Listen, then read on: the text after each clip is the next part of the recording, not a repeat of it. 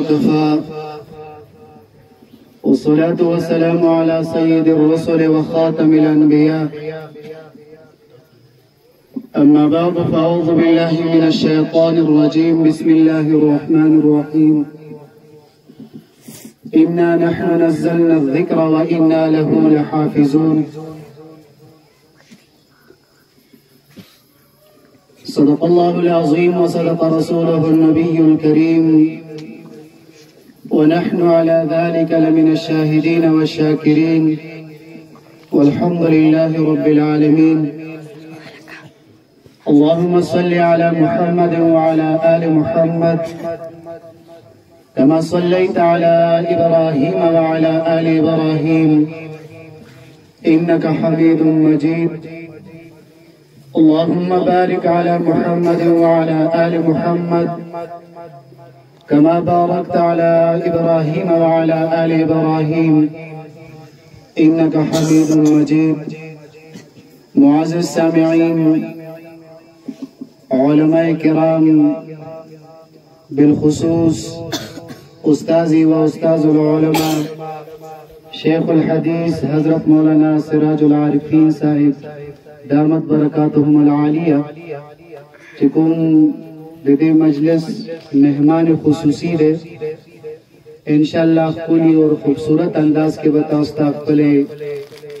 قیمتی ملغلر استاسو پا مخ کی اگدی زستاسو پا حضور کی صرف یو دو درے خبر عرض کوم. طولنا اول زا حضرت مولانا قاری حنیف اللہ صاحب تھا اور دے بچوں والدین ہوتا محلے وال ہوتا تاسو ټولو ته مبارکباد پیش کوم. یقیناً دا یو ډېر لوی سعادت دی چې الله رب العزت تاسو ته نصیب کړ، اور الله رب العزت نے دعا غواړم چې الله رب العزت دغه شانتي سعادتونه اور کامیابیانه اور خوشاله ہمیشہ دے پارا موږ تاسو ته نصیب کړي. معزز سامعین، قرآن یو مکمل ضابط حیات تے دے انسان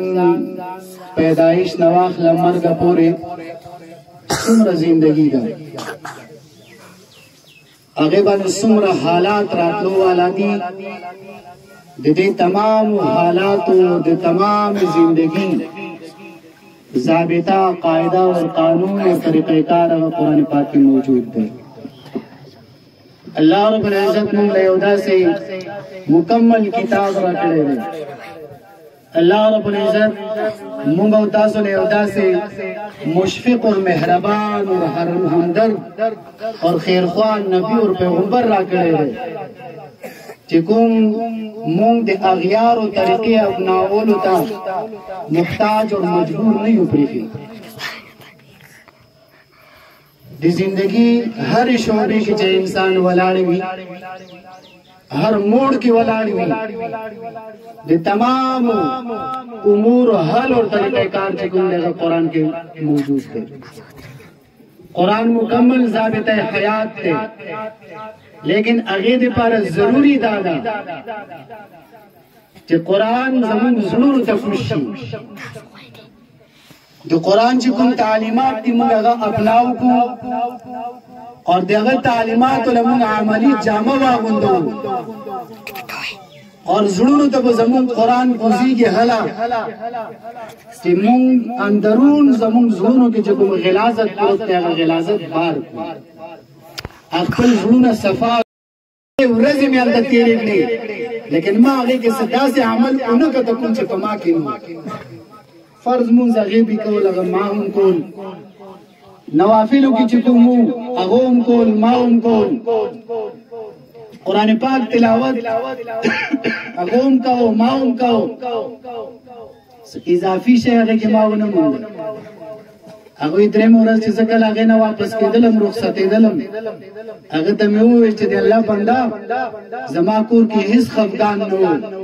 حضور صلی اللہ علیہ وسلم درے ورز مسلسل ستا پا حق کی دی جنت بشارت را کرے ہو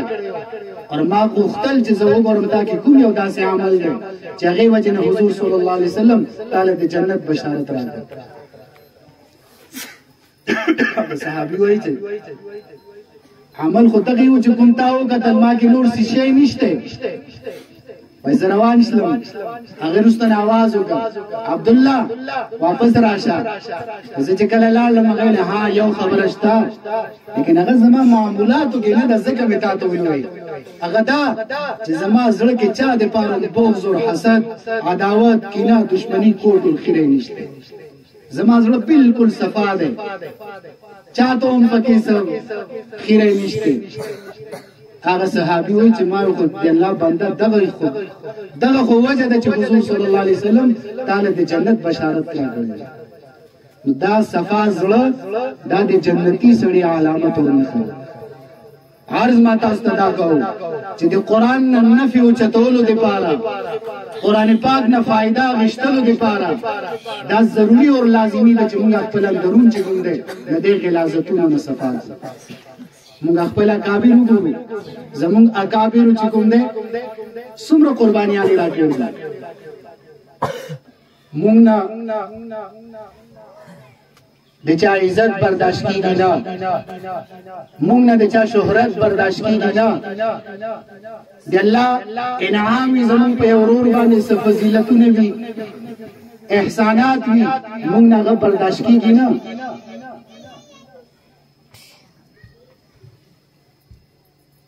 حضور صلی الله علیه وسلم دور کې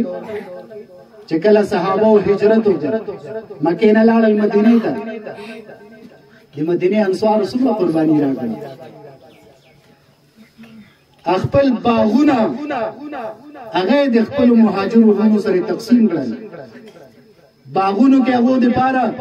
جدا بوټي منتخب کړل چې دا ستاسو دي دي چې کوم ثمره دا کوم فواید هغه حاصل لږه تاسو کړئ تاسو استعمالوئ. یو ټیم داسې راغی چې د بنو نظیر مال د حضور صلی الله علیه وسلم په لاس ولګېد. مال فی کوم کې چې حضور صلی الله علیه وسلم له اختیار و دغه مرضی چې هغه څه رقم تقسیموي. هغه صحابه جمع کړه انصار یې وبلل چې تاسو خپل مهاجر ورونو له بوټي راکړي دي باغاتو کې حصے راکړي دي. اوس دوه خبرې دي د دواړو کې تاسو ته کومې منظوري دي؟ یا خدا دې چې هغه باغات هغه بوټي تاسو خپل هغه حصے واپس واخلئ اور دا مال چې کوم مال فی راغلی دی دا زه تاسو دواړو کې تقسیم کوم. مهاجر علوم پکې حصہ راکم اور انصار علوم پکې حصہ راکم. اور یا دا صورت چې دا تاسو واخلئ او تاسو چې کوم انصارو له راکړ مهاجرو له راکړ هغه په غوږونو دروند نه و، لیکن د بل د عزت بچولو دپاره ځان کوم کړی و. یو ښځه راغله مسلې تپوس دپاره، هغه مجلس کې هغې نه څه غلطي وشله نو دې ځان کوڼ که هغې ته وایي خورې لږ اوچت اواز سره خبره کوه زه نه اورم. هغه خوشحاله شله چې زه دې خو وانه اورېدم خبرې وکړه ترې لاړله. اوس دا نه چې هغې مجلس کې هغې ځان کوڼ کړی و، هغه وخت نه واخله مرګه پورې مصنوعي کوڼ جوړ شوی و. چا به چې خبره کوله هغې به یې وروره لږ اوچت خبره کوه دا اواز نه وه. دې دپاره چېرته هغې ته دا پته ونه لګي چې یاره دا خو کوڼ نه و ماته دروغ ویل. د بل عزت بچ کولو دپاره هغې ټول عمر مرګه پورې هغې ځان کوڼ کړی و او په اسم نوم کوڼ نوم باندې مشهور و. نو عرض ما تاسو ته دا کوو چې زمونږ اندرون چې کوم دی دې غلاظتونو نه ډک دی. اندرون با خپل صفا کوو، قرآن به زړه ته کوزوو اور بیا به هغه قرآن ګورئ چې تاسو بیا فایده راکړي خو نه راکړي. قرآن ضابطه حیات مکمل. الله رب العزت زموږ د دنیا اور د آخرت عزت اور کامیابی هغه قرآن پاک کې اور دا عزت اور کامیابی ځان لپاره هم حاصلول دي او د خپلو بچو لپاره هم حاصلول دي. یاد ساتئ چې د مور و پلار د بچو په سمولو او خرابولو کې ډېر اهم کردار وي، ډېر لوی کردار وي. مولانا حنیف الله صاحب تاسو ویل چې تاسو نه خزو نمبر وړي مطلب څومره تاسو دلته سړی ناس دی د دې ډبل چې کوم زمون خويند مې دلته ناس دی اور واوره زمان زاغ خپل خويند مې توایو معین الدین چشتی رحمه الله یو ځل سفر نه واپس راغی ته د مور اخپو باندې زور کې د مور اخپې دباوي اور ډېر خوشاله دی مور تاسو کې بچي خوشاله څنګه وجه و مور سفر میں ډېر کامیاب ہو فلانی ځای کې مې تقریر وکړ فلانی ځای کې مې تقریر وکړ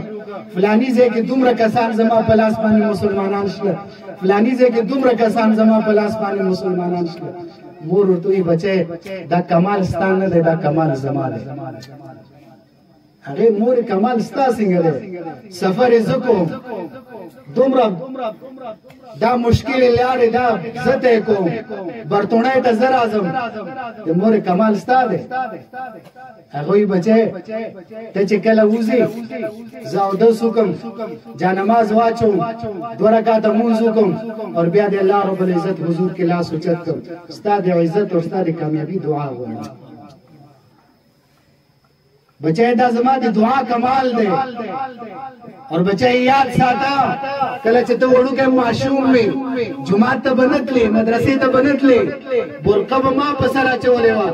لاس نه به ما راخلې جمعه ته به مې بوتلې مدرسې ته به مې بوتلې استاد ته به مې کېرولې دا زما دی هغه کړهو نتیجه ده دا زما دی هغه مهنت ثمره ده چې نن الله رب العزت ما ته خي اوس ته وایي دستا کمال ده خو زما کمال ده نو عرض ما تاسو ته دا کوم چې د بچو سمولو کې د مور او پلار ډېر اهم کردار دی مور چې کله دیندار وي نو دغه بچیو بیا دغه سوچ او فکر هم دغه چې هغه بچي قران ته کینی بچي جمعه ته ولېږي بچي مدرسې ته ولېږي الله رب العزت موږ تاسو ټول ته دا شانتي دیندار مې درې بهر حال معزز سامعین قران دی الله رب العزت یو عظیم کتاب دی د الله رب العزت کلام دی مخکنی کتابونه نور هم شته تورات هم دی انجیل هم دی زبور هم دی لیکن تورات او انجیل او زبور او قران کې یو فرق دی هغه درې واړه بلکې باقی صحیفه هم هغه صرف کتابونه دي کلام نه دی قران دی الله کتاب هم دی او د الله کلام هم دی اور دغه وجه ده چې الله رب العزت دې کتاب د حفاظت ذمہواری په خپل ځان اخیسته باقی کتابونه چې موږ دغه محفوظ نه دي تورات ته انجیل دی زبور دی یو تورات یو انجیل تاسو له مطلب مختلفه نسخې ملایي یو بل نه الګ وی جدا جدا وی لیکن قران اوس پوری محفوظ دی دا ځکه چې دا د الله کلام دی الله رب العزت چې څنګه نازل کړي دی هغه شانته دی او قیامت پورې دی الله وی انا نحن نزلنا الذکر وانا له لحافظون آخری خبر تاسو ته عرض کوم حجاج ابن یوسف ډېر انتهایی ظالم مسلمانو لیکن وہ ظالم دغه توره د علماء په وینو باندې رنگینه و لیکن یو کارنامه ادا کړل چې د قران پاک لباسه چې کوم دا زبر زیر ده اعراب چې کوم لګولې دا کارنامه غي کړل کله چې هغه قران پاک لپاسه زبر زیر لګو د يهود علماء او یو وفد راغی دلته لس علماء هغه ته وی داسې چلې چې قران پاک یو واقعا موجوده ده د موسی عليه السلام او د خضر عليه السلام هغه یو کلی دراغله او دیونه دې ملمستیا مطالبه وکړه هغه کلی والو انکار وکړ نو دا الفاظ قران کې موجود دي فابوا ان يضيفوهما حجاج ته صرف دا چلو چې فابوا نه فاتوا فابوا مطلب دا دی چې هغه انکار وکړ دغه مهمان نوازی وکړه اور فاتوا مطلب دا دی چې هغه دغه مهمان نوازی وکړه دا زموږ د بدنامي باعث او سبب دی صرف د بال پتا باندې بدل یو کار کول دي بالاندې یو ټکی دی یو نقطه ده د لپاره کور سره یو نقطه بل ملاو بس اوس حجاج ابن یوسف انتهایی ظالم مطلب چې د چا توره د علماء په وینو باندې رنگینه وي هغه د معمولی کار داسې شي یو باندې تا جوړول سګران کار نو هغه له خاطر سو دلته لګ انتظار وکړ زه راځم لاړ خپل کمرې ته دنه شو په جړا شو الله ټیک دې ز ظالم یم ز جابر یم الله ز ډیر ګناګار یم لیکن الله ز دومره مرتاو نه یم چې دا همت او جرأت ما کې وی چې زستا کلام کې تغییر او تغییر اور تورې واغشت راغی چې د داسې خلکو د پاره د حجاج فیصله دا ده هغه لس واړه د یهودو چې کوم علماو هغه لس واړه هلته کې قتل کړو ختم کړ الله رب العزت فرمای انا نحن نزلنا الذکر وانا له لحافظون الله القران مون نازل کړی دی ورته د حفاظت مون کو قران خپل حفاظت کې د کاغذ او د قلم محتاج نه دی الله رب العزت قران د داشانه ماشومان او بچی په سینو کې هم چې ګل محفوظ کړي دا د الله رب العزت